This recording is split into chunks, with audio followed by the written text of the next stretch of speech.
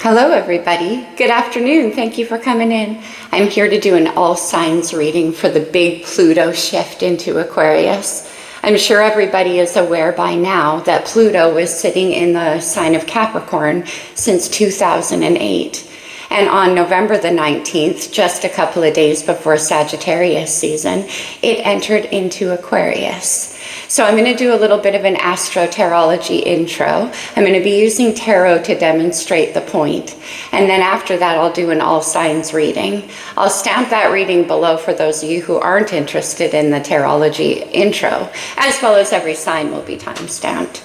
But what I want to talk about today is the shift of the planets themselves and how they relate to tarot, because yeah, tarot has many different angles you can take for sure. For me as a reader and an astrologer, of course, those two tend to go together. So I pulled out the cards from the major arcana that represent the planets and the signs we're dealing with as Pluto makes this big shift. Pluto is a very interesting planet, which NASA, in all their wisdom, decides to downgrade all the time into, I don't even know what, a non-planet, a dark planet, whatever they call it. Now, before Scorpio was ruled by Pluto, it was ruled by Mars because they didn't even know Pluto existed. And that explains a lot about the energy of Scorpio and Pluto itself. It's very shadowy, but it has, and it's tiny, but it has this strong, strong, magnetic, mysterious pull. And it affects entire generations. It moves very slowly. 16 years in Capricorn, it's going to be in Aquarius for 20 years. So when we're talking about that shift, it's a big one. That's why we need the cards to help us out. I'm starting off here. This is, by the way, the Psychic Tarot, and I love the pictures for demonstrating it. This is Pluto energy right here, or Scorpio. In the major arcana, it is the death and rebirth. Pluto is about transformation. It reveals what's hidden below the surface. It's very psychological. It's incredibly deep.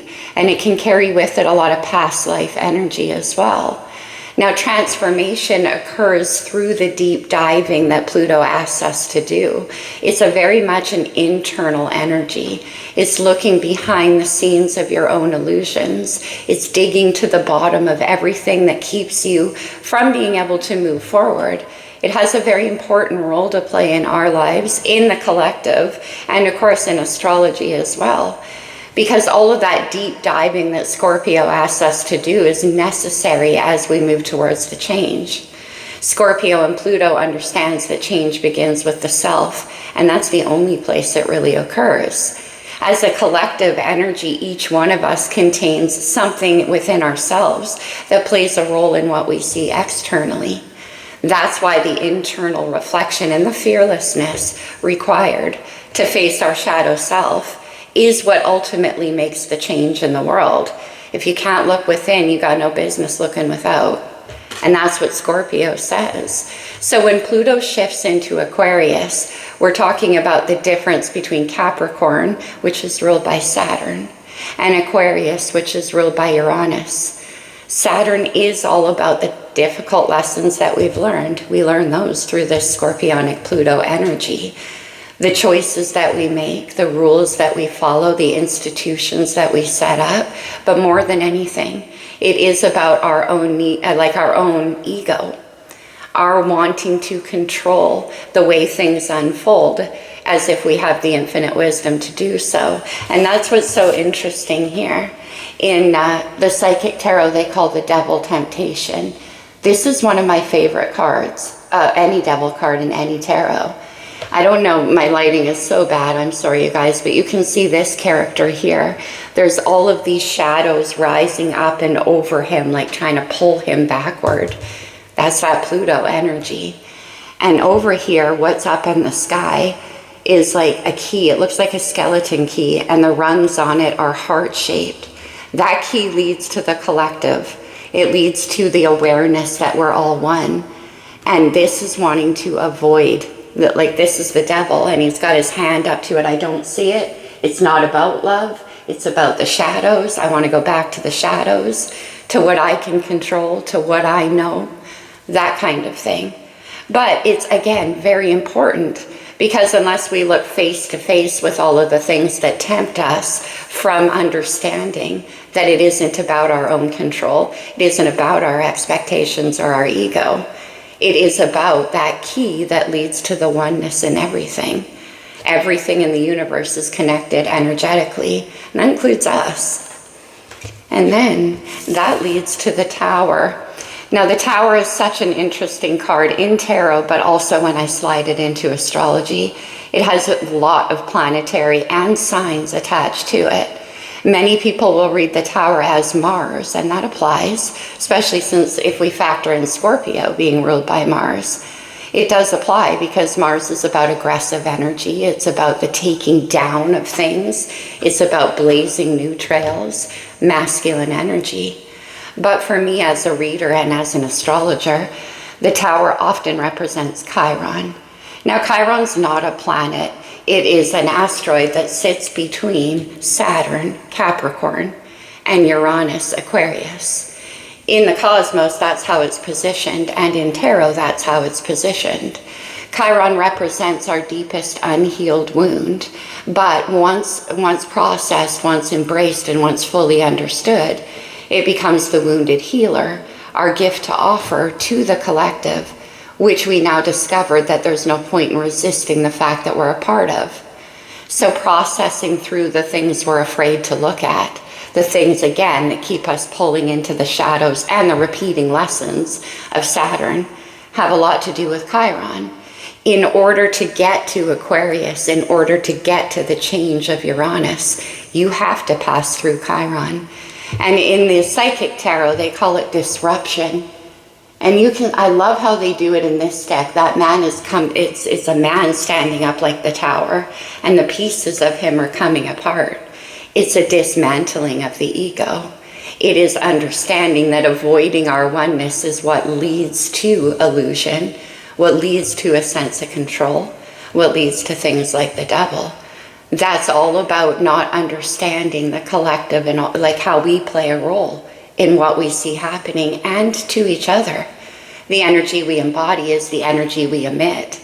And that is definitely what Pluto and Scorpio is telling us. Now, for the last 16 years, these two have been together, transformation and temptation. And this is what's causing the change as we move towards a stronger collective energy. Saturn represents like top-down power, which is what we've been operating under. When we move into Aquarius, it becomes more lateral. It is about the collective. We can take that on the personal level as well. Now, then after the Tower, after the disruption, after the dismantling of the ego and the things, like I said, that keep us in illusion, comes the truth. This is Aquarius energy with the star. And here it's called hope, and I love that. You can see how he's holding the hope in the palm of his hands. But in the middle of it is that very man who's standing here.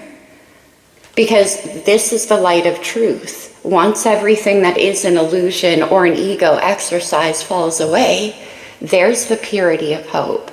And there's the truth of our collective energy. Now, if we apply this romantically, which I always do, and I'm going to in the collective reading, what we're talking about here is relationships being formed much more on a holistic energy, a mind, body, soul connection. With Aquarius and Uranus, we have the mind. It's a very much a mental energy. Now, Aquarius, before ruled by Uranus, was ruled by Saturn. Before they knew Uranus existed, it has that in common with Capricorn. So this movement from Capricorn into Aquarius isn't as big of a leap as many people think. The beauty of Aquarius energy is that it carries with it the hard lessons learned and the difficult work we've done through Capricorn and Saturn here. It takes all of that wisdom gained and applies it to the change being made. If that change was made without the consulting of the internal shadow, without the process of owning our own position in the collective and the universe, if all of that was skipped over, then we wouldn't have the effective change where it's good for the whole collective. It would be an illusion. Chiron right there, as it is an illusion that we're actually individuals at all. And that's very interesting, considering he's holding the light of hope in hands. It like I said, it represents the collective. But anyway, I digress, and that's common. Romantically, what we're talking about is the mind, right? Here with Uranus, we're talking about the body. With Capricorn, earth energy, air energy for Aquarius, the mind. Earth energy, the body. And we have the soul, which is Scorpio energy. What lies below everything? What is the core truth? What is the places we're afraid not to look? We have a mind, body, soul energy. And with that energy of Aquarius and the collective too, it's much more based on what is good for the whole. The energy that the romantic connection creates also has a role to play in the universal flow of things. If we continuously choose relationships that are based on things like temptation, fear, control, any of that kind of stuff, shadow energy, then that is what the relationship's energy plays a role in the collective. When we're talking about relationships, we're talking about three separate energies, you, them, and what you create together. Consider it like a baby, an energetic baby created from the union that then participates of its own energetic will in the collective. And that can spill out into every avenue of our life, as well as our friendships, as well as what we see in the collective. Once again, if we're engaging in these kinds of situations and relationships, then that's what we're going to see in the collective. Everything begins and ends with the self. And that's very much what this transference of Pluto is teaching us. Along for the ride while this happens, we have the north and south node. Basically our comfort zone as opposed to our destined path as a collective and individuals. In your chart, the south node is your comfort zone and the north node is what you're shooting for. It can be thought of as your uncomfortable zone because those two lay in opposition always, opposite signs. For this whole year, we have had the north node in Aries and the south node in Libra. That's Venus and Mars. So we're talking again about the coming together in unity of Venus and Mars. Next year it's going to shift, always moving in retrograde. It's going to shift to south node in Virgo and north node in, north node in Pisces. So here we have Pisces, the high priestess with intuition, and we have Virgo, the magician with awareness. From that higher state of awareness, the intuition to create what comes next. And it's much more about what the heart and soul know for sure, and much less about what you see outside of yourself. Because again, if we're talking about energy created in the world, we create that. So this future, this hope, literally in the palm of the hand. It's pretty amazing, this shift. We got 20 years of this energy. Relationships formed under this energy, like I said, are going to embody all of that. They're going to be based a whole lot more on truth rather than illusion, on the core purity of the spirit connected. Because again, we all are. And we do still have the Saturn energy, so we still have that physical body component. But it's for the greater good of each other, the collective, everybody around you. Is this relationship actually a benefit to each other and to the world? And it's incredibly deep as well because we have Pluto playing a hand. That's the soul. So a lot of past life energies coming together right now, especially with Venus and Mars. At the same time, we talked about Chiron. Chiron all this year has also been in Aries. So again, we're talking Mars. So let's break that down. We have the masculine energy of Mars, both in the wound and in the north node. And what did I say about processing the wound to get to the future? We have a rising of consciousness in divine masculine energy. And that brings together unity, because if the divine masculine energy can grow, then so too can the divine feminine. They're directly relational within us and without. All right, you guys, that's what I have. So with the mind, body, soul, and connection, let's do an all signs. I'm going to take a look at love because that is what I want to do, especially with the change. The Virgo Pisces axis, where we're moving into in the collective north and south node, is the axis of sacred service. So the unity of divine masculine and feminine actually serves a purpose in the future. Like I said, the energy you embody as a couple is actually of service to the collective. It doesn't matter what you do for work. That's not what I'm talking about. I'm talking about our energetic imperatives. All right. So all that being said, we're going to start off the all signs with Sagittarius. Happy birthday, Sagittarius. Welcome to your season. I love that the Pluto shift is happening in Sag season, especially into Aquarius, because those two signs, Sag and Aquarius, I call them the sacred rebels. Sag is all about envisioning the change, always aiming higher, always looking for the probability or the possibility rather than the probability. Let's look further past what we've always known. And then Uranus comes in to create the change based on that vision. It's a beautiful pairing. It's air and fire, which go very well together. Anyway, let's get into it. Not all of these readings are going to be drawn the same because I move very organically through what I'm called to do here. So we'll just see how it comes out. We'll start off with Sagittarius. Let's see. From the wisdom of the Oracle Sag, let's see what's changing for you. Treasure Island. Ooh, I love it. I love how this treasure box is being swum across the ocean on the back of a tortoise. Slow and steady, but here it comes. So there could be something coming your way that's like beyond what you can imagine. Interesting, Sagittarius. We'll see how this applies. Let's actually get you a star codes. Astrological, and you get Pluto. Saggy, that's amazing.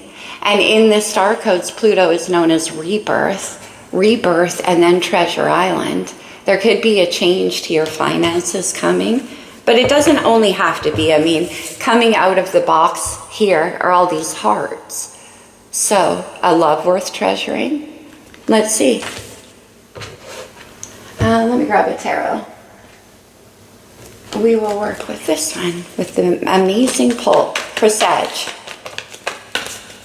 Notoriously, you guys know I'm not good with brevity when it comes to tarot or anything else, so all signs readings tend to go a little long with me. I'll do my best, my friends. We have the Four of Cups, water energy, the King of Cups, and the Emperor.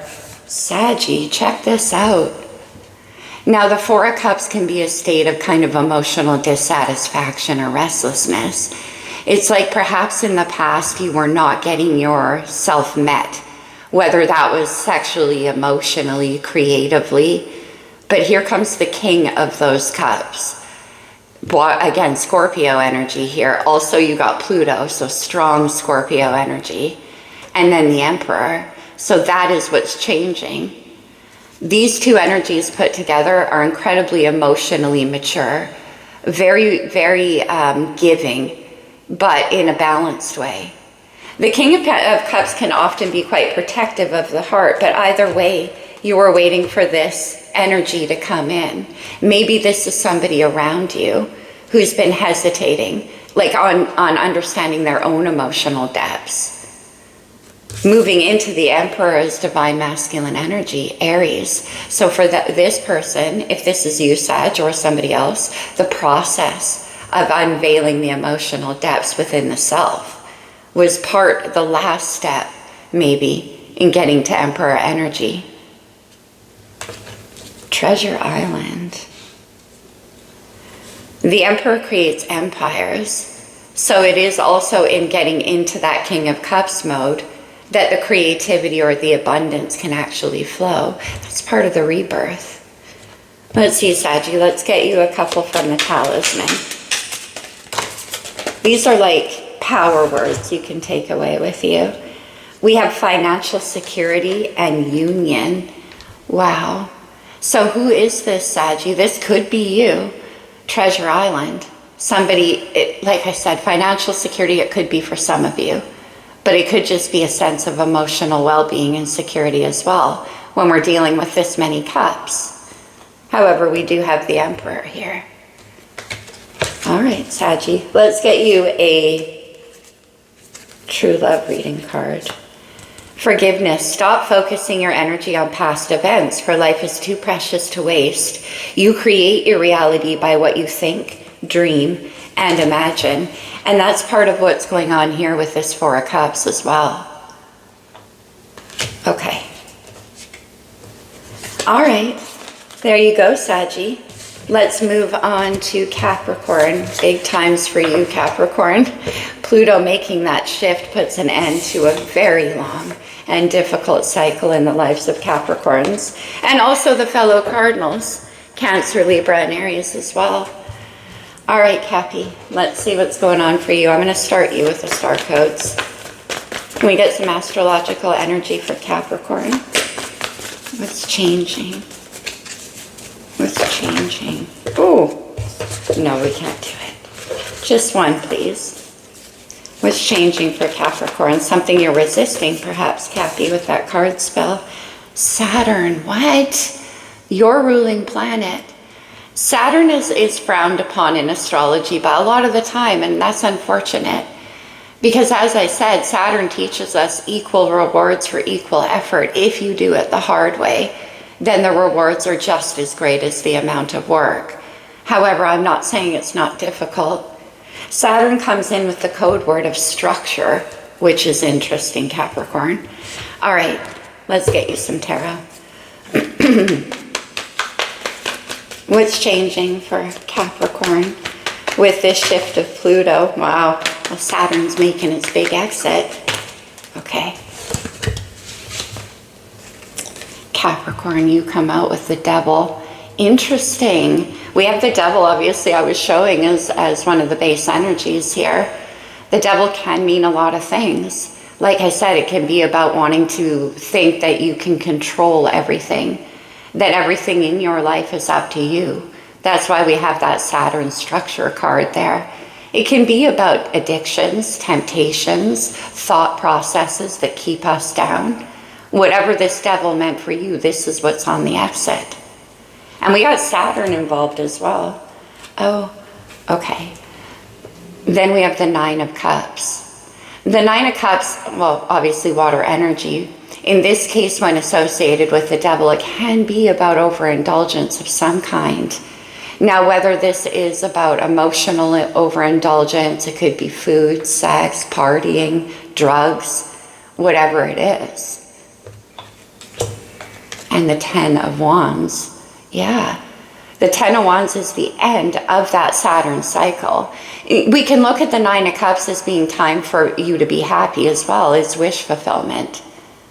But I'm more getting it that the process through Saturn here had a lot to do with dealing with that Devil energy for you. Whatever this Devil Nine of Cups was for you. As I gave you some examples, but you would know how that applies in your own life. And this is that burden coming to an end, finally. Look how hot this card looks. I mean, it is wands, so it's fire. But he's carrying all of those wands through that hot, it looks like a hot desert. It's very burdensome. And it has to do with this sense of whatever Nine of Cups is for you. I'm not going to clarify because we're going to go too deep into this. 4 in all signs, which I'm always tempted to do. But the Ten of Wands is the end. And then the Tower, right? All right. But next comes the purity of hope, the vision of what's next. No place like home. Interesting. Your opposite sign is Cancer, which rules the house of the home.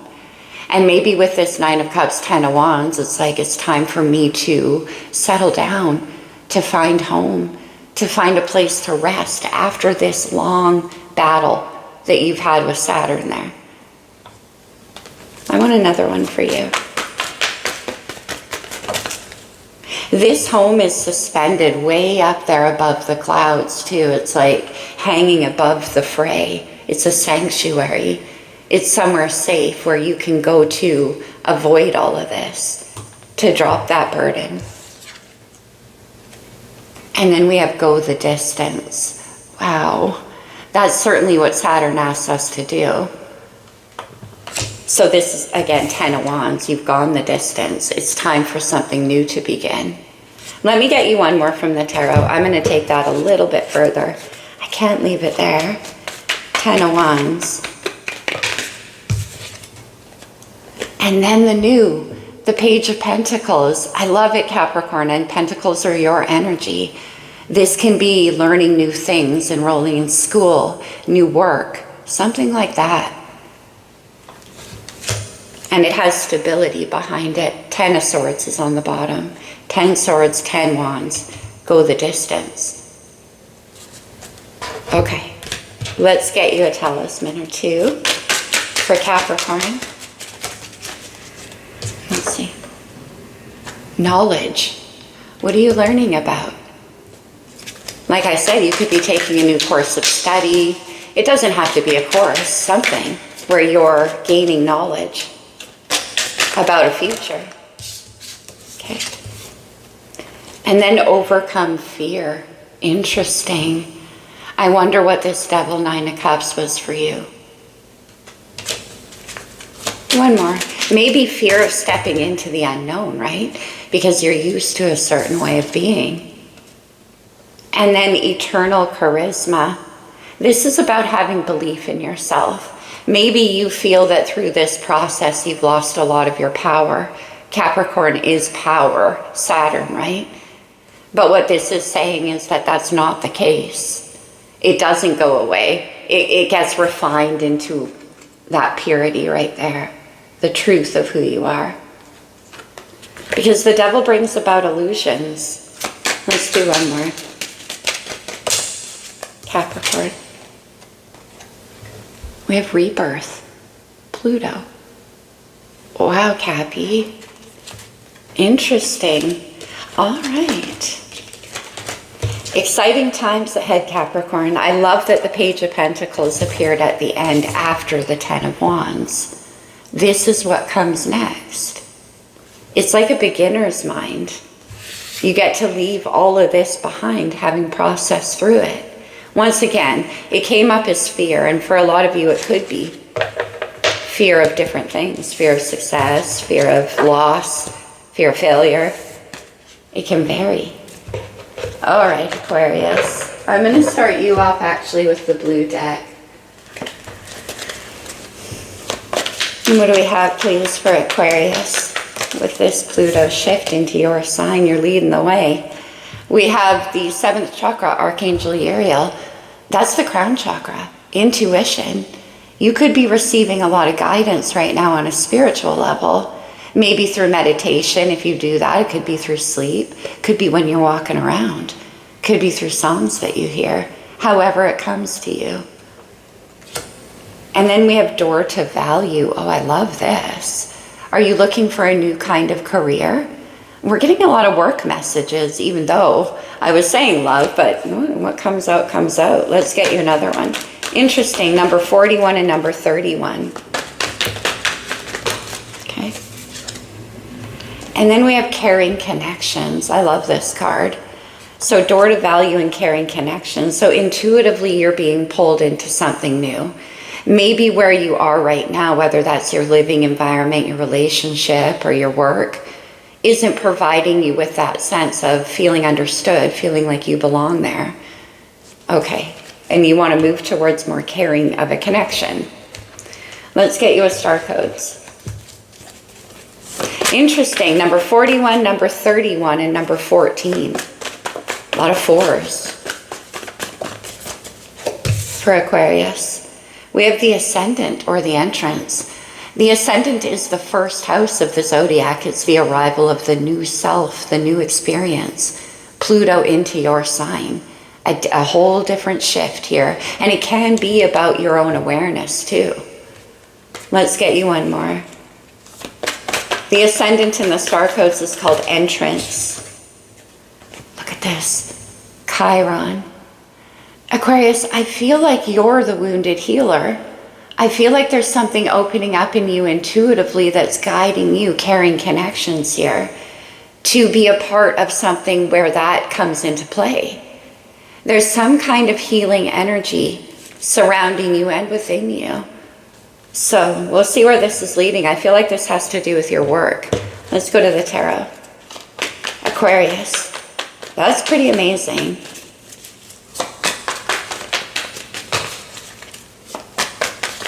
What's coming up? Remember, Pluto is in Aquarius for 20 years, so what we're touching on is kind of the next little bit. Timing in tarot is always a thing, but let's say the next month or so. Okay.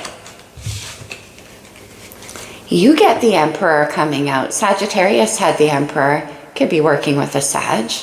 Let's keep going. I want to see where that goes. The Four of Wands and the Six of Cups. This does have something to do with a gift. And I'm talking like a spiritual gift or something to do with that is awakening within you. This could definitely go back to childhood. For some of you with the Four of Wands and the Emperor, I mean, this can be about a marriage for some of you. Because the Emperor can be husband, can be father. But in this case, what I'm viewing it more as is you're being guided towards some kind of new modality for your skills, Aquarius. Some kind of healing. Let me take that Six of Cups one step further. Aquarius. Interesting. We have Aries with the Fool. This is that new beginning, that leap of faith. That's what Aquarius and Pluto is doing, into something brand new. And if you're coming in with Emperor energy, Aquarius, moving into the Fool might be a little difficult. Because what I said about the Emperor, right, it can be very controlling, very like, I set this up. But this is a leap of faith into a new experience. And I do think something is intuitively calling you forward. Something that's been with you since you were a child. As I mentioned, it's like a healing gift or something. Let me see one more for Aquarius. Whoa, you have 3 major arcana out of 5 cards, and we have the moon right there. On November 30th, there's a new moon in Sagittarius. But still, that's the guidance I feel you're receiving. It's like you're following the energy of the moon because we have the crown chakra. Maybe things have been coming to you through your dream space in terms of where you're being guided to go. And for Emperor energy, it is going to require a leap of faith. It's hard for the Emperor to adopt that beginner's mind energy. But that's what's being called for. And trust, because the moon's involved, so you don't know where you're going to land. But as I always say with the Fool, it's not being naive. It is having arrived at a place in your life that you know you don't need to trust anybody else because you trust yourself. Any situation you can navigate. Wow. There's so much wisdom in this Emperor Aquarius. And then we have the Knight of Wands. This is going for it. This is allowing yourself to embrace some enthusiasm and jump onto that new path, ready to explore what comes next for you. You could want to be sending a message to somebody here with this caring connections. Okay, no. I heard wisdom, so let's get one for Aquarius.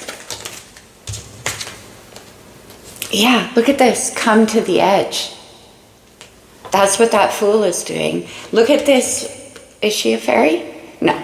But anyway, perched on the edge of that cliff, ready to take a leap, so much like the Fool. And then we have Yang energy, divine masculine. And we have the Emperor right here. Very interesting. Okay. A talisman for Aquarius. It's beautiful. Healing. For some of you, this could have to do with an actual family. I mean, Six of Cups can be children. But the same rule still applies. We have eternal charisma. Interesting. I put these back in the middle of the deck. And then we have willpower. That's the Emperor. Let's do one more. The willpower to get through this. And then learn the truth. We have Chiron here. And the intuition being followed. Learn the truth can be what I was saying about the star card too. When all the illusions about what you can control drop away. Could be something like that. Okay, Aquarius, that's what I have for you. It's so hard for me not to want to do my, you guys see my readings. They're like 30, 40 minutes long because I like to get in deep. Because Scorpio is the ruling energy in my chart too. It's so hard to scratch the surface for me as a reader, I'm like, okay, but these have to be kept general, so what can you do? This is where your intuition comes in very big as we do these readings. You got to know where you fit in and how it applies to you. Okay, let's move to Pisces. Pisces, you want to be started with the blue deck as well.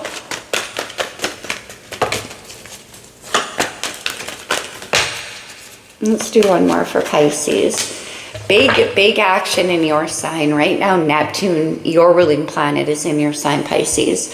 Also, Saturn just went direct in your sign. It was retrograding for a while. It's going to stay there, I think, until the middle of next year. Also, the North and South nodes shifting into your sign of Virgos. So Pisces 2025 very much is in your command. You're setting the energetic lead. We have victory. Nice.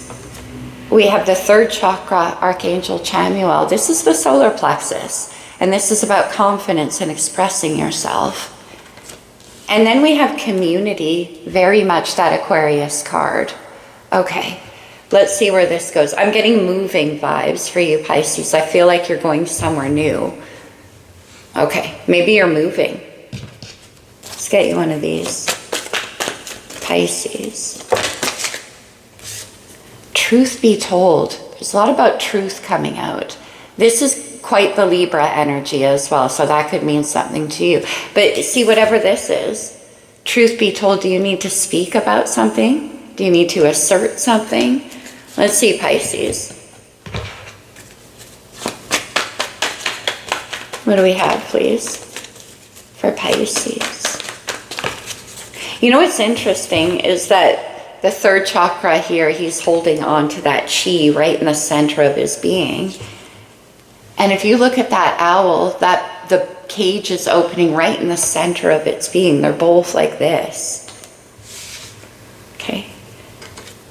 What's going on, Pisces? We have the Five of Wands, fire energy. And then the Lovers, Gemini's major arcana. Whoa, lots of passion. The Five of Wands can be about competition, and we have victory coming up here. So I don't know what kind of competitive energy. We have community. There could be a lot of competition around you. There could be a lot of people with a lot to say about what you want to do. And this is about you expressing your truth and having the confidence to do that. And then going for it with the Knight of Wands. We just read the Knight of Wands. This is playful energy. This is wanting to explore something new. And we have the community here. Let's do one more. Pisces. Seems like these want to go 4 cards, so. Knight of Wands. The Ace of Pentacles. Victory. Interesting. Whatever this competition is. Now, the Lovers is a crossroads. It usually happens when we encounter something outside of ourselves that wakes us up to a part of us we hadn't seen before or we forgot about. Our own inner duality is Gemini energy, and so a choice tends to need to be made. But this is something that you're very, very passionate about, and something that you need to speak about, to put yourself forward for. At the end of that, the Ace of Pentacles, so this is you going for it. And then the King of Pentacles, Pisces, Taurus, Virgo, Capricorn energy. Look at this. Maybe there's a part of you that feels like you're not qualified as this King of Pentacles. That could certainly be because we have you needing to embrace your confidence to make some kind of offer. Let's see, one more. To put yourself out there. Truth be told, Pisces. The Magician. Virgo energy, your opposite sign. The Magician and the King of Pentacles. Yeah, I do, Pisces. I think it has a lot to do with you believing in yourself and what this stability you can create. I think there's a part of you that thinks maybe you couldn't. I'm not sure what this struggle is. Could be internal, it could be people around you. And then the choice. Interesting. Maybe this King of Pentacles and the Magician is somebody you want to approach. And that's why it's requiring confidence. Maybe Pisces, I mean, that's kind of an intimidating energy. Maybe Pisces, it requires you working on your confidence. Let's do one more. Not really sure. Magician. The Hierophant. Taurus energy. This could be to do with a career for a lot of you. The Hierophant and the King of Pentacles, this is somebody who is very, very stable, in charge. This is like the boss. And maybe that's why there's a lot of competition, but you want to speak to this person. And for others of you, I do think it's about you actually exploring that part of yourself, your ability to create this stability here. The Hierophant. I mean, Ace of Pentacles and the Hierophant. This can be a position that you're vying for. Okay, let me get you a couple of talisman, Pisces.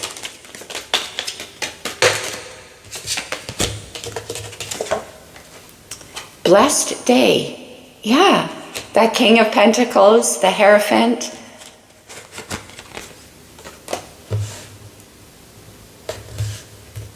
Pisces, some of you could be receiving like a settlement as well. That's with the King of Pentacles and the Hierophant, that can be. And then we have finding love and navigation. That's what this Five of Wands is. It's energetic navigation through a lot of difficulty. That's why we have victory here. And then on the bottom we have success. King of Pentacles, the Hierophant. That's big time success. I'm going to draw you one from the Lover's Oracle in case this, I mean, we have finding love.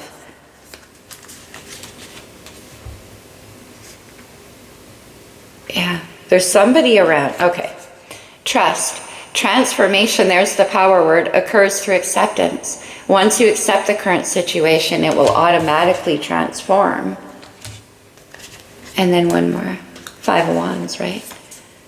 Criticizing one another will only lead to further unhappiness. Love and accept each other as you are, and your relationship will magically transform. We have the Magician, magically, into the King of Pentacles. So again, Pisces, maybe some of you are trying to get commitment, marriage, and there's some sort of struggle around that. Whether this is work or relationship. It could be either one for you, Pisces. All right, let's move on to Aries. Front and center, you've been Aries. Your season this year was like beset with solar flares. I think there was a total solar eclipse in Aries season, and it brought about that we could see the northern lights in places where you couldn't see them before. It was very magical. And also with the North Node in your sign and Chiron. It's been a huge year for Aries.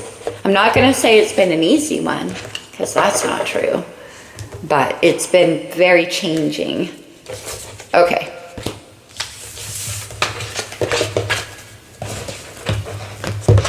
Aries.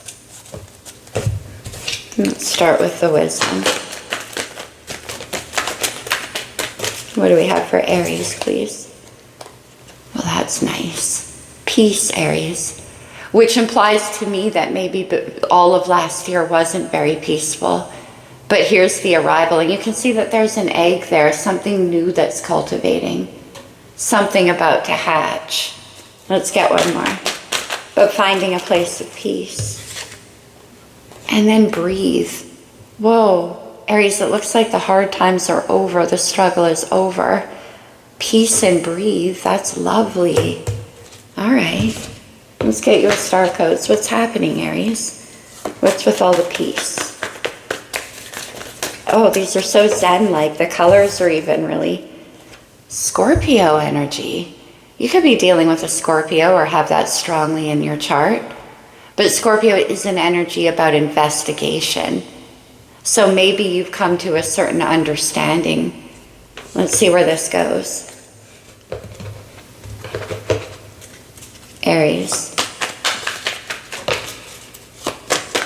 Peace and breathe. I love that. Maybe you discovered something that was previously hidden from you. One more, because we seem to be wanting to get 4 here. We have the Page of Wands. This guy's showing up big already. The 6 of Cups, also showing up. Scorpio energy with the 6 of Cups. The Empress and the 5 of Wands. You could be dealing with a Pisces, because they had the 5 of Wands as well. The Empress is Venus energy. Aries, that's you, and Taurus as well. Okay, let me see. This has to do with children for sure. Has there been some kind of fighting or arguing or something to do with not having enough stability? I do see the 6 of Cups and the Empress though, so again, this can be about having children together. Like, I'm getting pregnancy vibes too. Let's take one more on this 5 of Wands. Page of Wands. Oh, Aries, the 3 of Swords. This is memories of heartbreak from the past. Now within you, you could have been holding on to a lot of things to do with your past, with your childhood, something from deep in your past. The wounded healer is playing a big role with Chiron in your sign, remember? This could have to do with you wanting to bring up a family or children in a way that's different from what you had. I'm getting protection energy here. But also the 3 of Swords, 5 of Wands. This could be like domestic stuff, a family dispute that you're longing to bring some kind of peace into the situation. And with the Page of Wands, that can be a good idea of how to do that. Something hatching, right? Let's do one more. 5 of Wands. And then the 2 of Swords. 2 and 3 of Swords is 5 of Swords. Okay. This is protecting the heart. This is a crossroads in the heart. You might need to make a decision here, Aries, that where you're not sure how it's going to go. It's kind of like blindly making the decision.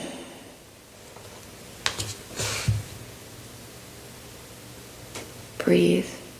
Within you, there could be some old wounds that are coming to the surface. Whenever we're asked to open our heart again, they tend to do that. So that could be part of the process for you as well. Maybe you've been in resistance. I feel like this has to do with a family though, or children. Let's get one more for Aries. 6 of Cups, Page of Wands. The Ace of Wands. Aries, very, very strong pregnancy vibes coming through in this reading. Okay. And then the 7 of Swords.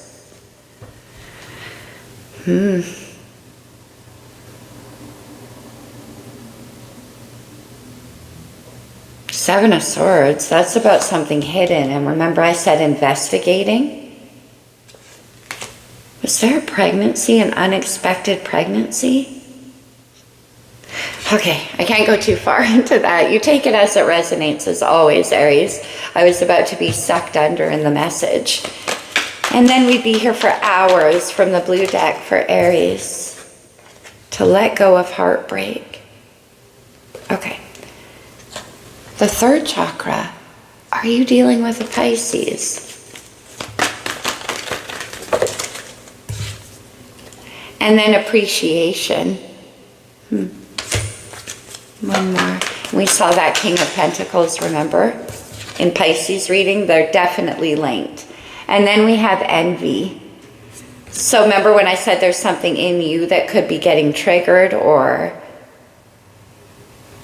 something like that. All right, Aries.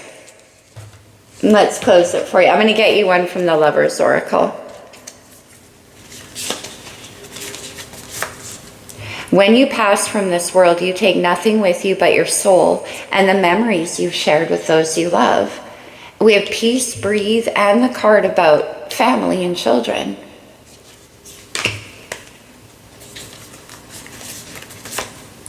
Don't make decisions based on guilt or what you think you should do, for it is only in being true to yourself that you can be true to others. There, that Two of Swords. I wonder what this argument is about. I mean, the Five of Wands can be an argument. Huh.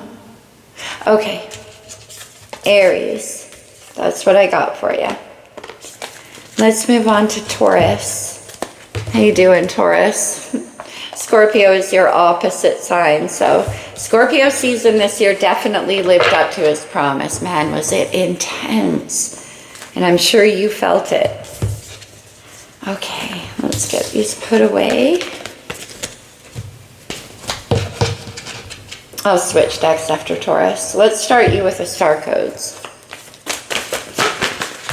Taurus. We get the retrograde or the review. Somebody from your past or a situation could be coming back for you to take another look at here, Taurus. And then the midheaven. The midheaven is the convergence of all of the energies in our birth chart. It's kind of the peak of you, or the pinnacle. And we have something reaching a pinnacle here. What's the point? Let's see, let's get one more. That's interesting. The retrograde is number 15 in this deck, and it's coming in right under the Devil, which is number 15. Taurus. Mercury and Sagittarius. Communication. This is what I was saying about Sag. See that Archer? Ever aiming higher. And then Mercury. Okay.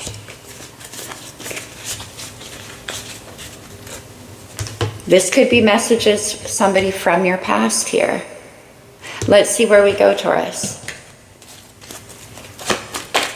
Who's maybe been thinking about certain things that they want to tell you. To be fair and exchanging gifts. To be fair comes out again. That's also playing more Libra energy. Oh, no, the other one was truth be told. Okay, to be fair and exchanging gifts. And retrograde and review. Somebody who maybe owes you something. Let's see where we go. Taurus. Okay.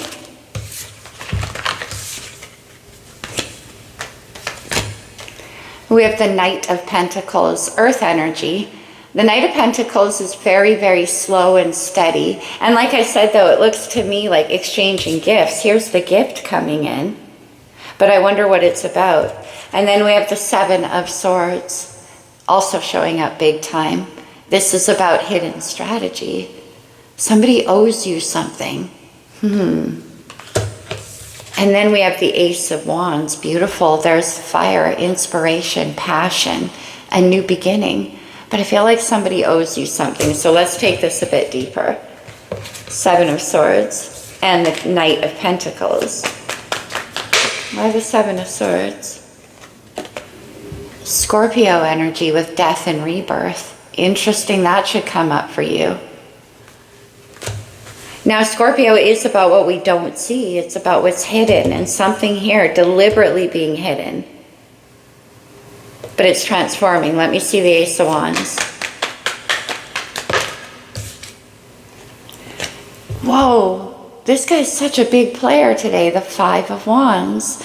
The Five of Wands to me often is the same old story.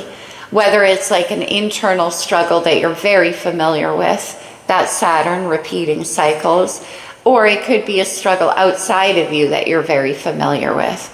But it's like same old song and dance here. Five of Wands, death and rebirth. Five of Wands, one more. The Ten of Wands and the Seven of Cups. What? The Ten of Wands is a burden and Seven of Cups is uncertainty. I see the Queen of Cups on the bottom of the deck.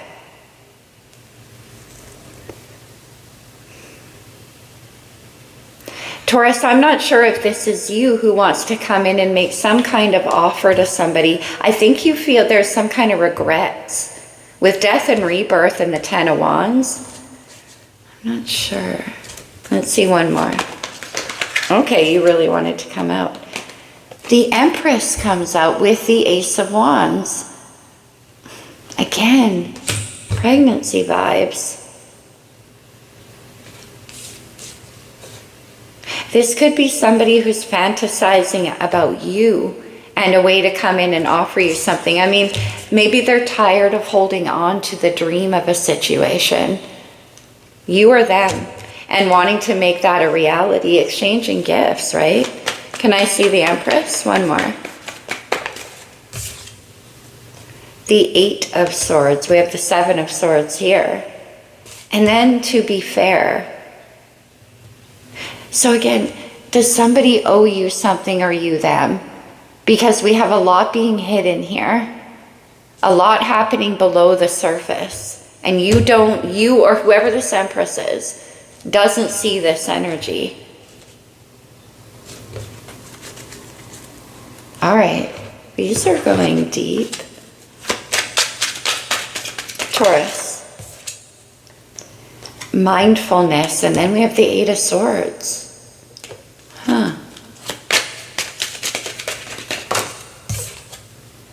Willpower. Taurus, that's you. That's the bull on there.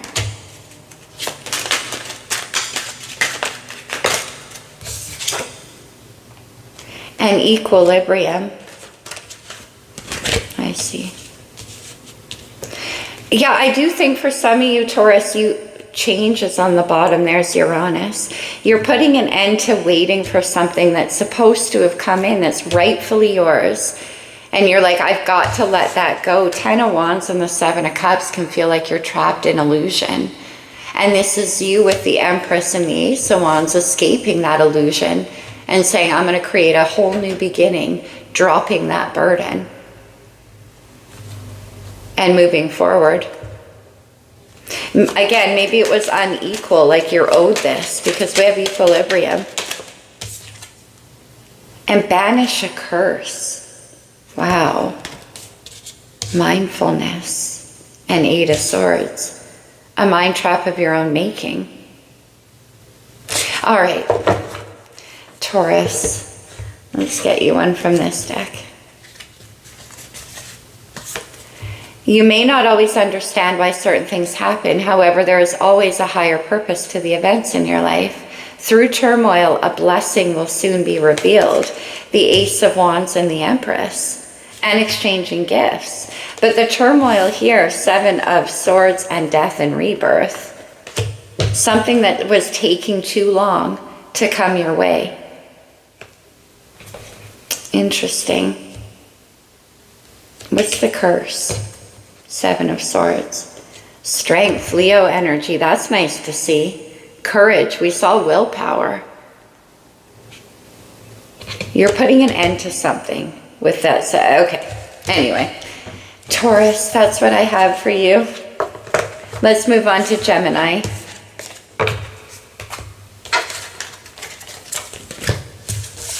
Messages. Maybe somebody's communicating to you in a very confusing way. Like what they're telling you is keeping you trapped somehow. All right. Okay, Gemini.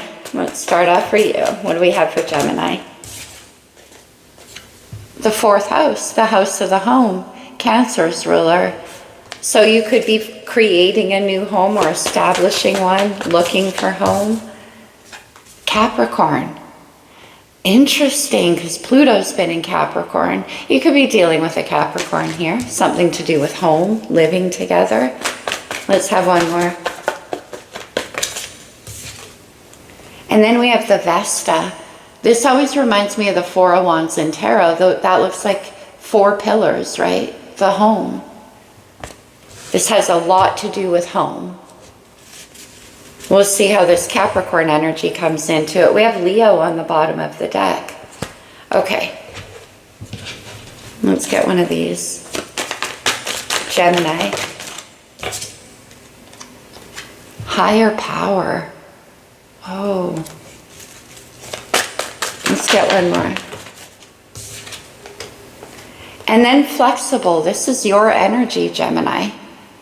So there is a higher power at work in this situation, for sure. This is very hard to see, but there is a keyhole right where the third eye is. And flexibility is about allowing your mind to picture different things, to be playful. Let's see, Gem. To be fair and clean it up. Clean it up is very much a Virgo type energy. So something that was left hanging here. Let's see. I'm going to grab the good tarot now. Gemini.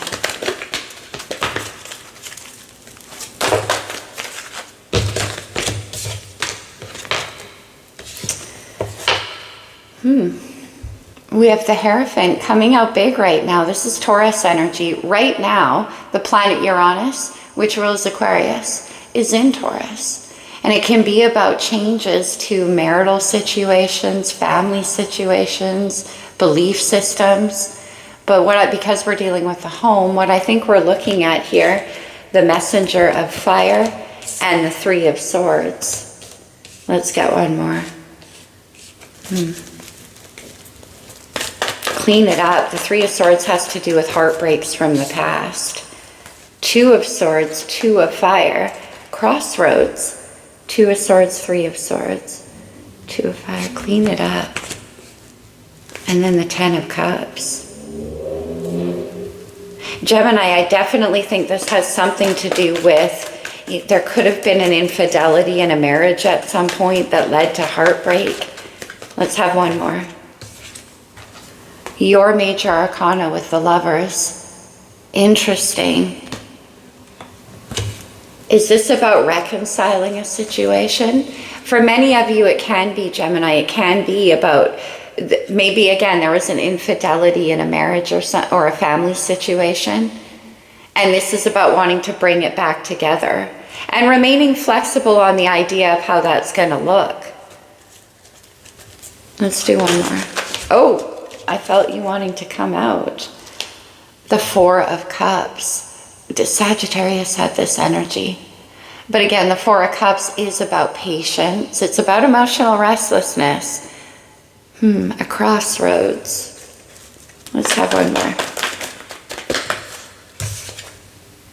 And then the Eight of Pentacles and the Hermit. Virgo energy. Could be dealing with a Virgo for sure.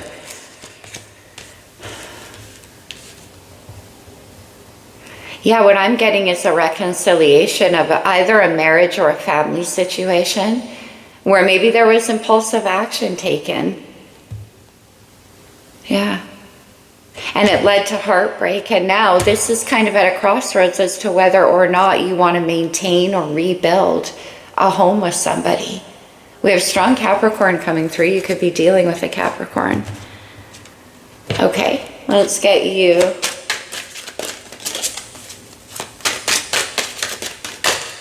a couple of talisman for Gemini. Rebirth. Pluto energy coming through. Yeah, I do. I think it's about something coming back from the past. It's about reconciling a marriage or a family. And then we have Luna, the moon. Full moon, or new moon in Sagittarius on the 30th. Your opposite sign, Gemini. And then cast away negativity. And towards the end, that's kind of what I'm seeing happen here with the Two of Wands, Two of Swords. Choosing a new route, choosing a different path. One more. And creativity. We have the flexibility. Cast away negativity, yeah. So again, this can be about you not expecting the same results as happened before. If you're going to reconcile a situation with somebody, it might require a little bit of creative thinking or looking at things differently. I'm certainly getting that for you.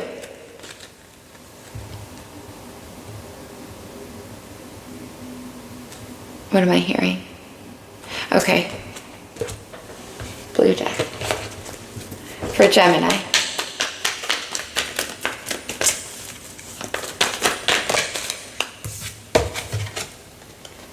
Storm warning. Interesting. Aquarius energy. The Three of Swords. Fifth chakra. That's about communication. So incoming messages. What about adjacent possibilities? Yeah. Yeah.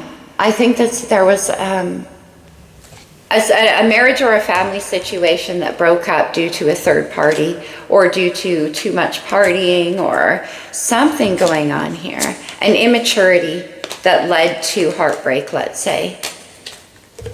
All right. Gemini. Clean it up and to be fair. Wow. Maybe somebody is confessing this, or maybe it's you. Whew. Okay, Cancer. I don't know why I ever expect these to be light. I'm just going to give these a quick mix up. Cancer, Pluto moving affects you incredibly strong as well. Also, we have Mars, which usually spends about 8 weeks in a sign. It's spending 8 months in your sign, except for a brief little dip into Leo. So the impact hasn't stopped yet. I'm going to put these away because they keep getting mixed in. All right, Cancer. Let me get organized. Sorry, you guys. All signs. Okay. Cancer. The wisdom of the oracle for you. Co-create. Beautiful. This is you and the universe manifesting together to create the future that you want. Also, you could be actually working on creating things with other people, another group. Okay, let's see. Friendships and a change in the wind. I'm getting moving vibes again. Look at how the house is on the back of that. Is it a zebra? On the back of the zebra. And also, Cancer, that's very much you. I mean, as the crab, you carry your home with you wherever you go. All right. What's this about? No place like home on the bottom of the deck. Everybody is getting this card. Let's see where this goes. Cancer. We have number 40, which is number 4, and number 12, which reduces to 3. 3 and 4. Those numbers are coming through in this collective reading hugely. Also Empress and Emperor in the tarot. The garden and the gate. You take your home with you wherever you go. Whatever this co-create opportunity is for you, Cancer, it's going to require you stepping out of your comfort zone.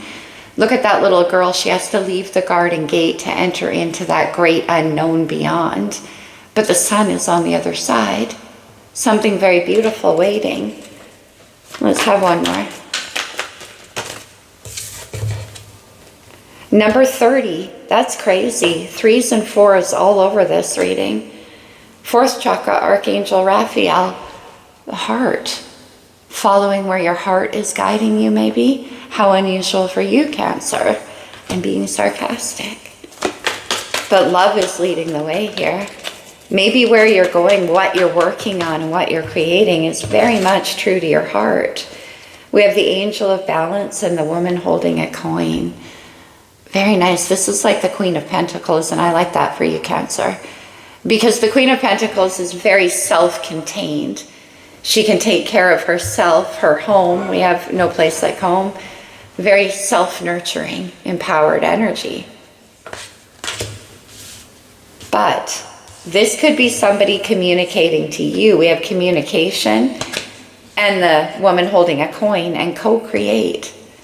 So it could be an offer coming in for you. Let's see. Let's go to the good tarot.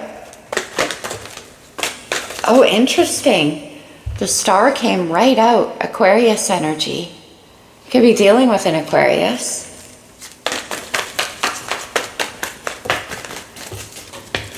Fourth chakra. Okay, co-create. The Empress came out. I called her right at the get-go. The Empress is the divine creator. That's you, Cancer, in this energy. Co-create. So somebody sees you as being able to transmute what their plans are into something creative or true. The Hermit, you could be dealing with a Virgo. And then we have the Nine of Cups, which is wish fulfillment. Okay? And the Star is a wish. And then the Nine of Fire. The Nine of Wands is almost the end. It's nearing the completion of a long and difficult climb to get to where you want to go. What's so interesting here is look at how that lantern lighting her way through the cave is shaped like stars. And that's what's guiding you through this process here. We have the Hermit and the Nine of Cups. I think now somebody could be coming in to offer you a collaboration, something that would make you extremely happy to work on. It's like wish fulfillment for you, for some of you. And then for others of you, this is strictly an internal process. With the Hermit and the Empress, you're like creating your wish and following the guidance of your own heart to do so, of your own soul with the Hermit. Okay, let's see. Let's get you one more. Yeah, look, wish fulfillment, the Ten of Cups. And as I always say, this is interesting because in tarot, you can get to the nines on your own. What you can't do is get to the tens on your own. So co-create. Somebody to create that full picture with you. You need another person or a partner. Let's see. Nine of Cups. There's still one more wish to come through here. We have the Ten of Swords. Whoa, Cancer. One more. The Ten of Swords is the end of a very long and difficult cycle of learning. What's come to an end for Cancer?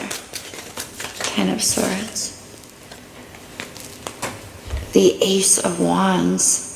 This is passion and inspiration. It could be a new idea. Remember I said one more wand to go?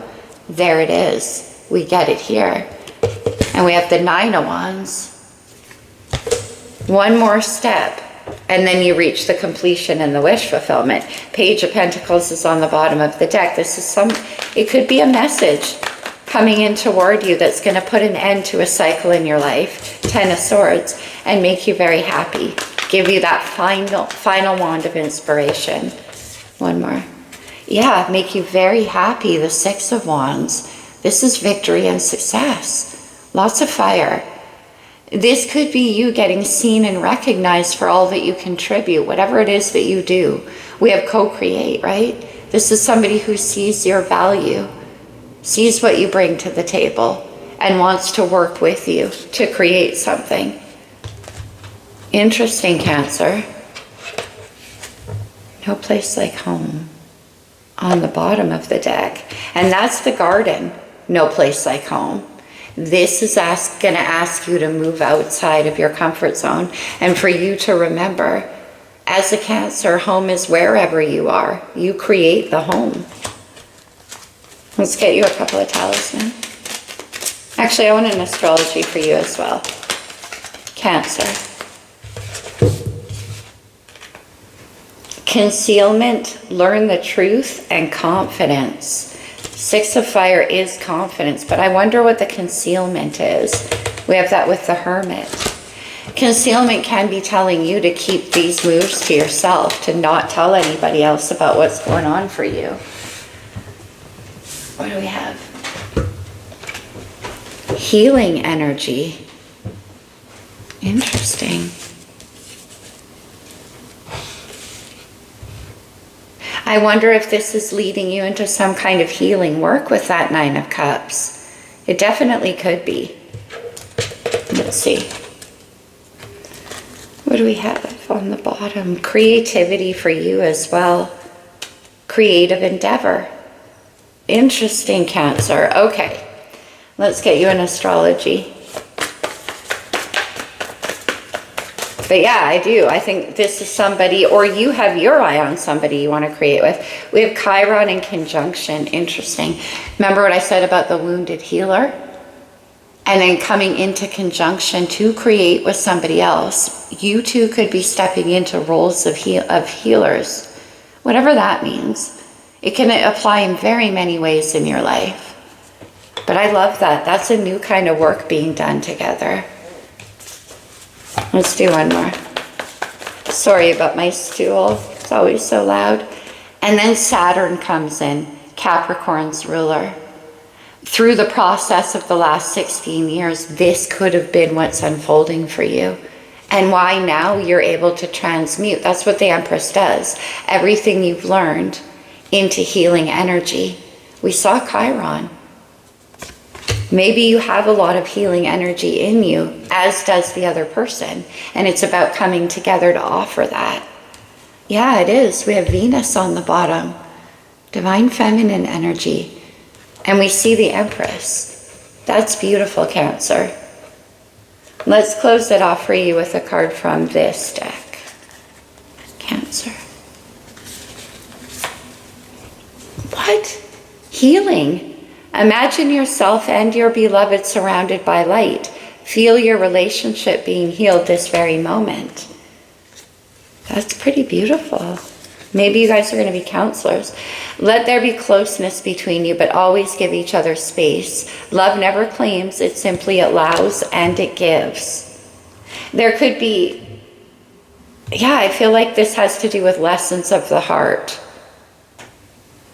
Change in the wind. All right, Cancer.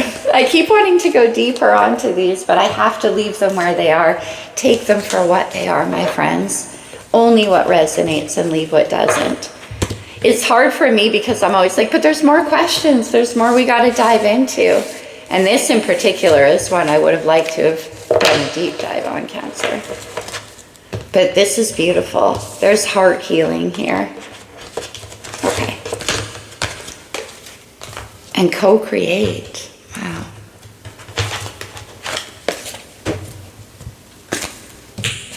Please and accept, and we will move on to Leo. How you doing, Leo? Aquarius is your opposite sign, so this Pluto shift is bringing about a lot of change in your life too, and I'm sure quite welcome. What do we have for Leo? I'm just going to take a minute to show my appreciation to you, my Leo friends. Always giving my channel so much love, taking the time to comment and thumbs up. It really touches me. It means a lot to know that you guys are on the path and that we're here together. I love you, Leo. All right, let's get in. I love everybody, but I just wanted to take a moment to acknowledge that. Go the distance, Leo. We had this come up for Gemini, or was it Gemini? I don't even remember at this point. But go the distance. It's like, even though this cat, the back end of him is literally falling apart as he crosses the finish line, no matter what the cost, no matter what gets left behind. I'm also getting transformation vibes with that, Leo. Let's get one more for you. Almost towards a finish line here. Look at this, poise. Yeah. That fairy ready to take a leap of faith off of that cement pillar into a brand new beginning. But we still do, as we reach the end of the year, things are still sort of wrapping up. So there's something poised to begin. Let's do one more for you. Go the distance and poised. Unfinished symphony, go the distance. Okay. The unfinished symphony is our life, generally speaking, but this could be about a relationship or a situation that still has more to the story. Go the distance. There's more to be told. All right. Leo.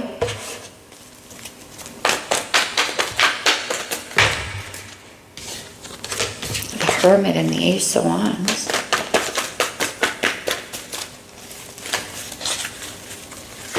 When I put away Cancer's reading, I put it into the center of the deck and we get the Hermit and the Ace of Wands. Virgo energy. Poise, that's the Ace of Wands. And then the Hierophant and the Two of Wands. Oh wow, the Hierophant's playing a big role here as well. Okay. Unfinished symphony and the Two of Wands. Four of Wands is on the bottom of the deck. So there was a decision, like I said, something poised and ready to enter into. I wonder what the Hierophant's about. The Hierophant is about going the distance. Five of Pentacles. And the Tower. Wow. Aquarius and Scorpio coming through with the Tower. And with the Five of Pentacles, I wonder, is this about work for you too, Leo? There's something here with finances or stability and change. Let me see the Ace of Fire.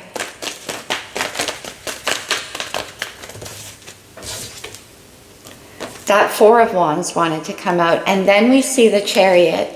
You could be dealing with a Cancer or have Cancer strongly in your chart. But what is this about for you? Going the distance. Four of Wands, an unfinished symphony. Let me get one more with this Two of Wands. Because there is an idea here. Six of Swords, Eight of Wands. Lots of fire energy coming through. The Six of Swords is moving on from a place of internal conflict, which I think inside this hermit mode, that's being done. Now go the distance and poised right here.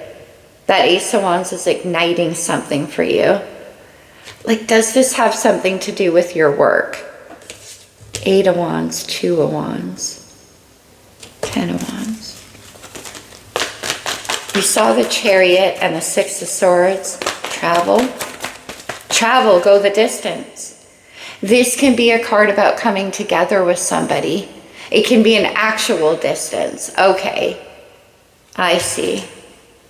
Yeah, the Chariot comes back out, and then we have Justice, Libra's major arcana. And it can definitely have something to do with a commitment or something that you were working on that came to an end with somebody else. Go the distance, an unfinished symphony. It's like, did something prematurely come to an end? And now that you or this person wants to travel to bring it back together, to finish it. The Nine of Pentacles. We go from the 5 to the 9. So it definitely, for some of you, could have to do with work or a career. Interesting. Tower, Five of Pentacles. There could have been events in your life, Leo, that also were very disruptive and left you kind of financially insecure. But here we have at the end the Chariot and the Nine of Pentacles, moving on to something much more promising. Let's see. Leo.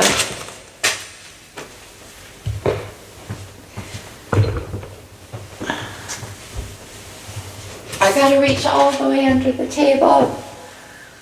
Cut ties. The Tower.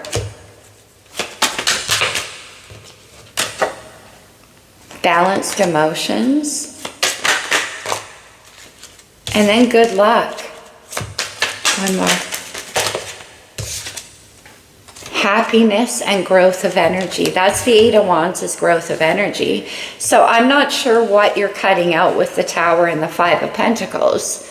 It could have something to, it could be a marriage, it could be a commitment, it could be like a formal institution that you have been studying in, like a university or something, or a workplace. And this is about you going solo, creating something for yourself here.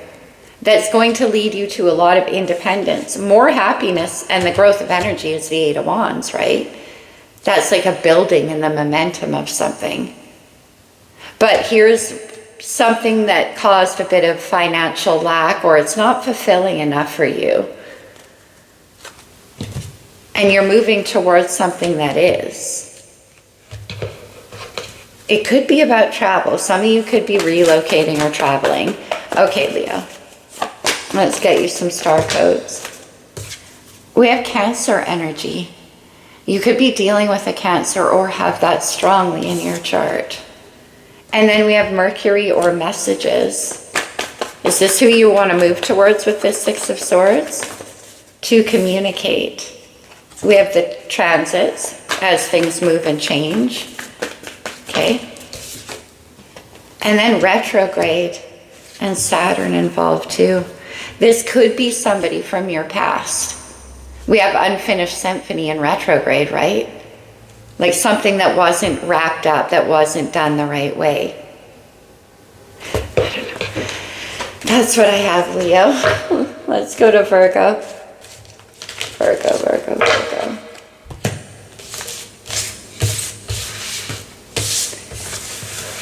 Okay, Virgo. Next year, the South Node is in your sign. And also 2025, when you reduce, it equals the number 9. In the Tarot Major Arcana, that's the Hermit card. It's your energy. So your Virgo energy plays a huge role next year, as does Pisces. Let's go to the wisdom of the Oracle for you.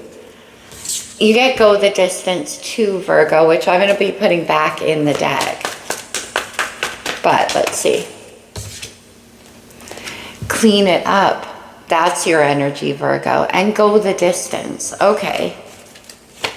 We're getting a lot of undone dangly bits that still need to be taken care of. And then fork in the road. I was going to say still need to be taken care of because what comes next, you can't take it with you. Fork in the road, there's a choice to be made here. Which way are you going to go, Virgo? Okay, let's see. No, I want the tarot for Virgo.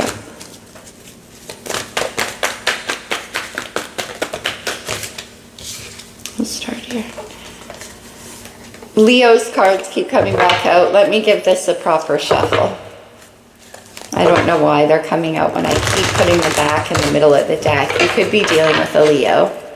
That was the Ace of Wands, Two of Wands, which appeared in Leo's reading. Okay. Maybe this clean it up, and we try go the distance tried to come out as well. Maybe this has to be between you and a Leo. Okay. The Five of Earth, you saw me shuffling. Leo had that energy.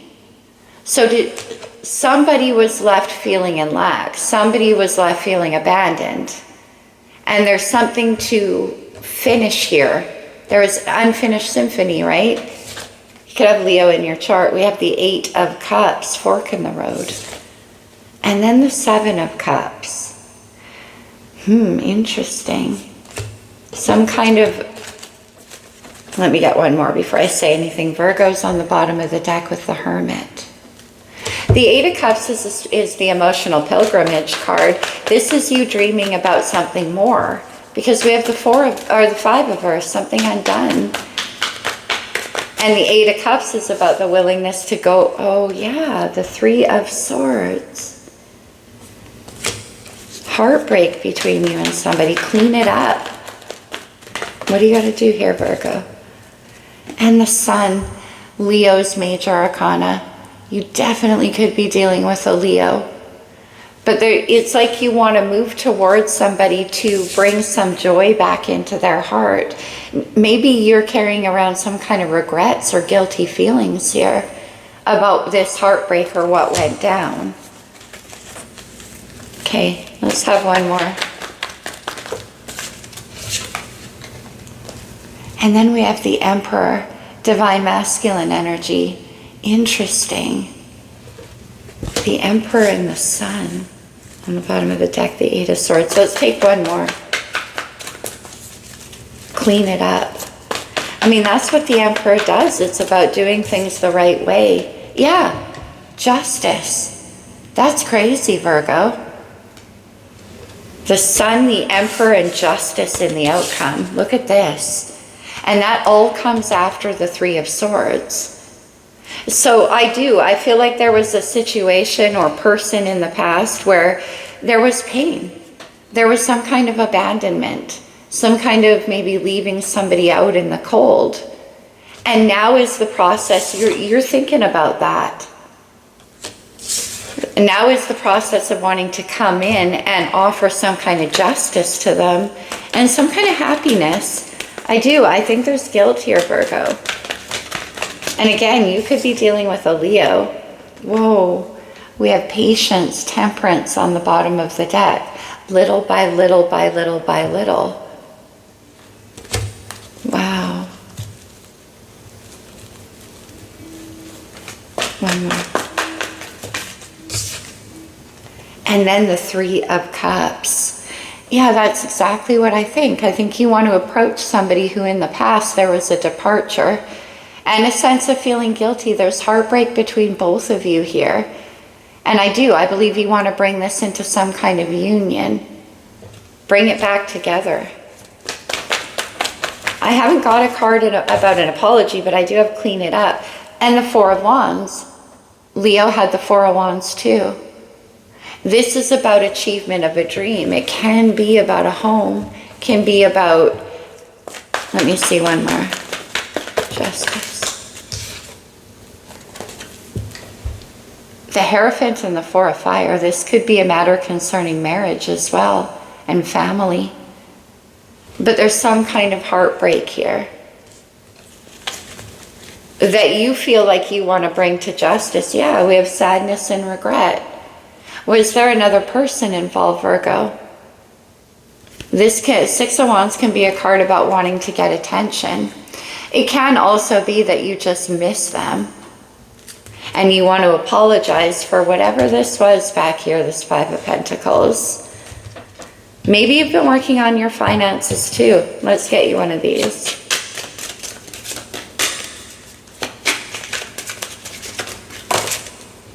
Virgo. We have overcome fear, knowledge, and karmic justice, which is where we end, right there. I don't know what the fear was for you. All to do with this Three of Swords, maybe. And then resilience, beautiful. We have the Emperor, who is very, very resilient. Whatever this process has been for you hasn't been easy, that's for sure. And it definitely carries with it some kind of regret or remorse about heartbreak that maybe was caused in the past by you. Yeah, okay, Virgo. Let's get you a couple from this deck.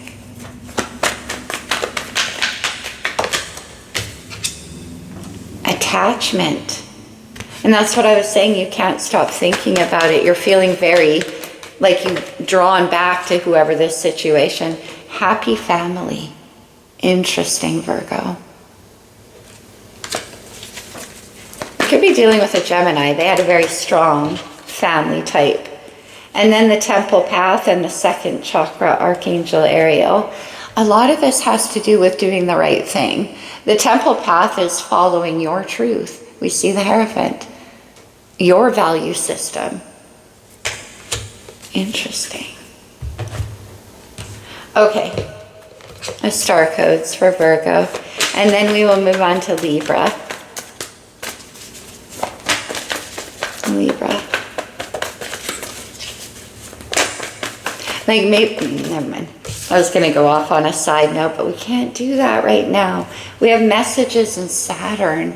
My gosh, is Saturn coming out a lot. Messages you could want to communicate with whoever this heartbreak was caused with. To do this cleaning up, to bring a sense of justice. We have the third house of communication. We have the fifth house, Leo's house, the house of passion. And then we have the south node, the past. And Libra's on the bottom with justice and balance. Yeah, it's like you're looking back over a situation, remembering it. And now you want to bring some kind of justice. There's guilt. But also you might miss whoever that was. All right, Virgo. Move on to Libra. Speaking of Libra. Again, a very big year for Libra energy too. When we had the new moon in your sign on like October the 2nd or something, I think it was, Libra, both sides of that moon were surrounded by solar flare energy. And also the south node is in your sign this year. Venus and Mars all over the sky. And I'm going to switch up this deck. Let's move to the Lune to Luniverse. And put those in the center. And we'll move on to Libra. And see what's happening, Libra. What's going on for you? Ooh, that candle is almost out. Interesting. Okay.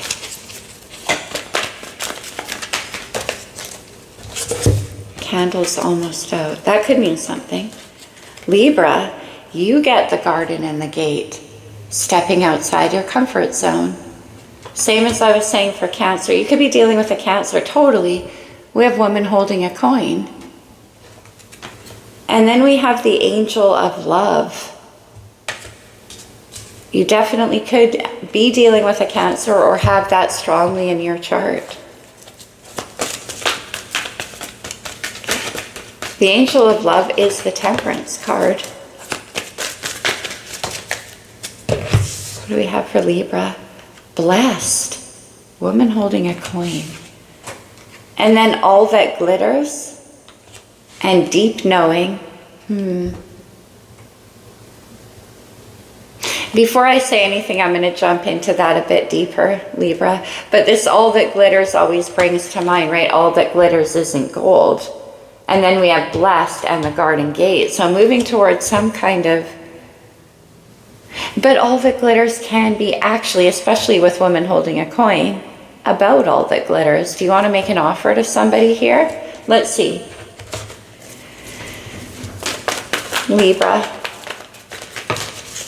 Deep knowing and the Angel of Love.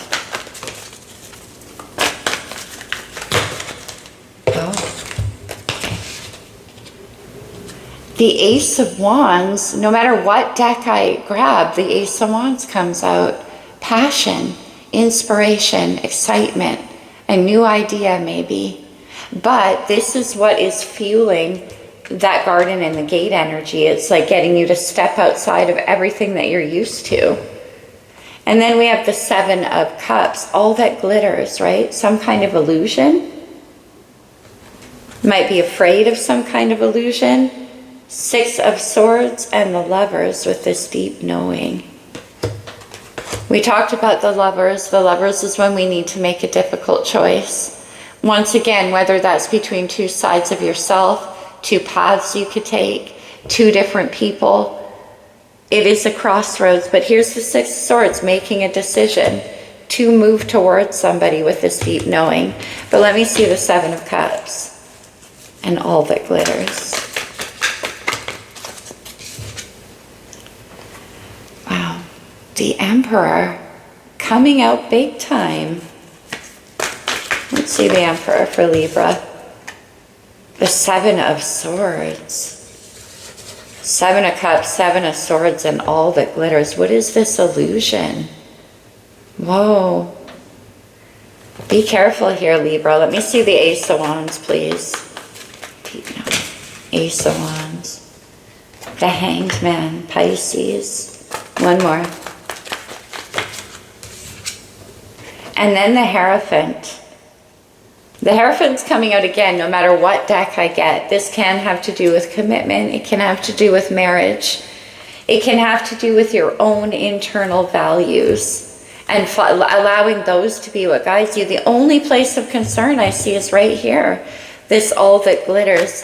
And you making the choice to move away from it because you know that it's not true. Something like that, this deep knowing energy. The Page of Wands and the Six of Cups. Is this somebody communicating to you from the past that's moving toward you to make you some kind of offer? Maybe they see you as some kind of blessing in their life. I just don't like the illusion here. The all that glitters part. Let's see. Seven of Swords. Strength. It's like every time I cut the deck, strength is going to come out. All right. Holding back. Maybe you're worried that it's an illusion, Libra, and that's why you're taking the time with the Hanged Man to really consult it to see if this falls into alignment with your values and what you want to create. Let's see.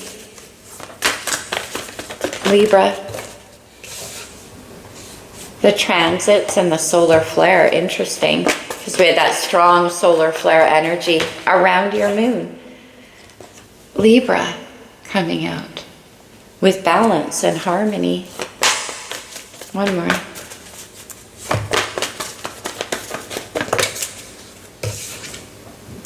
Solar calm, clarify, because something here, right, where there's confusion, and then we see the sun making it very clear.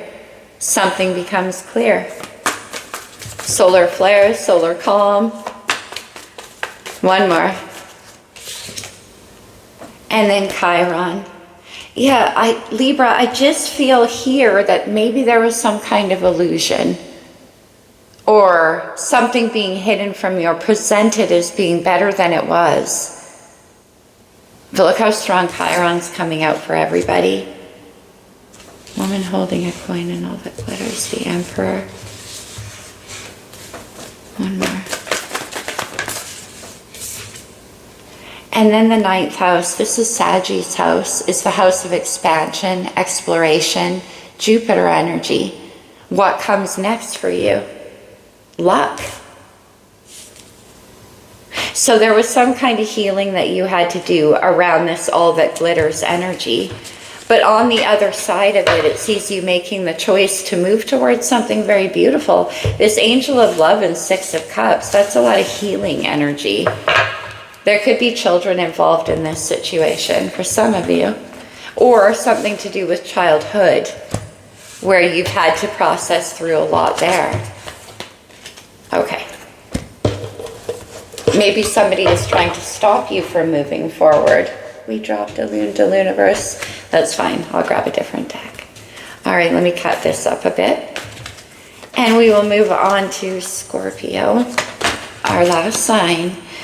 Like I said, Scorpio, your birthday season didn't fail to deliver on the intensity front. That is for sure.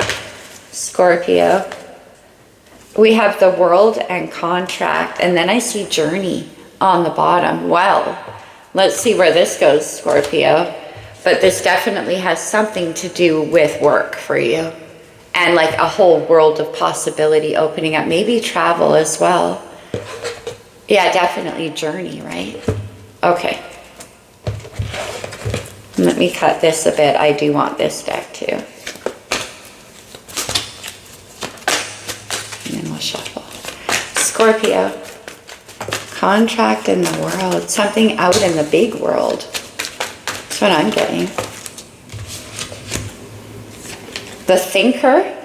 Oh, all that glitters. Interesting, Libra. And then happy, happy. Okay. And we saw blessed in Libra's reading. And then serendipity. Good luck, good timing. All that glitters and happy, happy. Whatever is coming in towards you here, Scorpio, it's asking you to really take the time to think about it. Or it could be somebody coming in to offer you a contract. Number 44 with the Thinker. More fours. But again, it's you not being able to believe your good luck in this situation. It's almost like uncertain if this is what you think it really is. Or that's why the Thinker. Okay, I'm going to grab a different deck. Let's go back to the pulp. Scorpio. Everybody, the Hierophant. This is a contract. It can be through, like I said, a formal institution like government, law, school. For some of you, it can be a marriage contract, a commitment. But I think it's more like a work commitment. The High Priestess, Pisces major arcana, 2 majors, Scorps. Okay, let's get another one. I mean, the High Priestess is Pisces, but it's also you. It's that famous intuition of yours. The 7 of Swords, all that glitters. See, though, the 7 of Swords can be about deceiving ourselves mentally. I think you're afraid to believe. I see you on the bottom of the deck with Death and Rebirth, Scorpio, and then Justice and Contract. And good luck and good timing. But let me see the 7 of Swords and the High Priestess. The Queen of Swords, the 9 of Wands, and the King of Cups. And then I see the Queen of Pentacles. Let me have one more with that Queen of Swords. What flipped? No, that's too many. But that was the 6 of Pentacles. So somebody offering you something. The 5 of Cups. Sadness. Why? Justice. Why sadness for Scorpio? That's your energy in the Five of Cups, Scorps. The Strength card, Leo's major. You get a look at all of these majors. The Hierophant, the High Priestess, Strength, and the Justice card. Strength is about having courage. That's what I'm saying. I see. The Queen of Swords is coming out with a sense of disbelief. She's like, this got to be an illusion. I got to be very careful about what I commit myself to with the Hierophant. There's something here that's hard for you to believe because happy is here as well with all that glitters. Let me see Justice. Let's get one on Justice for you. It's the Empress and the Six of Cups. Wow. This card's going to come out, well, we're done now, but it came out in so many people's readings, Scorpio energy, which is still lingering around right now. But the Six of Cups and the Empress, this could have something to do with children. It could have something to do with childhood. Justice. And all that glitters. One more.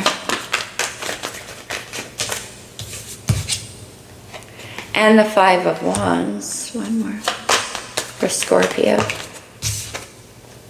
And the Two of Swords. Queen of Cups. And I see the King of Cups down here. Serendipity. I feel like you want to offer a contract to whoever this Empress is. Empress, Queen of Cups. This is somebody that you feel that you can create something pretty amazing with. It's definitely somebody that you have a bit of a history with because I see the Five of Cups. And you can't believe your good luck. Okay, one more. Queen of Cups stayed on the bottom of the deck, and then we have Judgment. Yeah, it definitely could be somebody from your past that maybe you've got your eye on them now and you're wanting to create something with them. But Judgment can also be a legal decision, and we do see the Hierophant here with contract. And then the Queen of Swords might be signing of a contract, and this is you keeping in mind your value. The Four of Wands. And now for some of you it can be about, I keep getting this message because we have the Six of Cups and the Empress, Four of Wands. It can be about bringing a home or a family back together, possibly. And then for others of you, I believe somebody's coming in, yeah, Queen of Pentacles, to make you an offer to do with your career. It could be, yeah, Ace of Wands and the Fool. Wow. The Ace of Wands is inspiration and passion. And as I always say, it is the energy required by the Fool to take that leap of faith into a brand new beginning. So in the end, Libra, I do think you're going to go for this. Two of Swords is sitting on the fence. But it's like you beat out the competition for something and get what's rightfully yours. That's the main message that I'm getting here. All right. Let me see, Libra. No, let's do some talisman, actually, for Libra. Courage and banish a curse. Well, courage is the Strength card right there. I don't know what the curse was. That's going to be different for all of you. One more. And then eternal charisma, which also keeps coming through.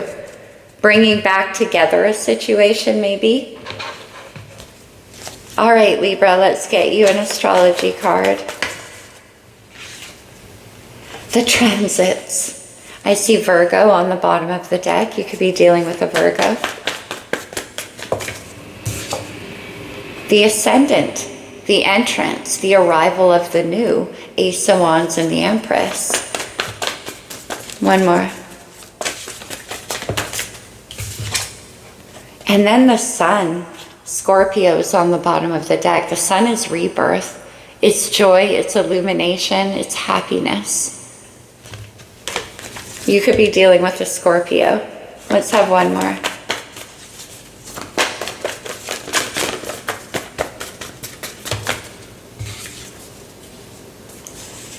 Cancer and Pisces energy coming through. We see lots of water going on here.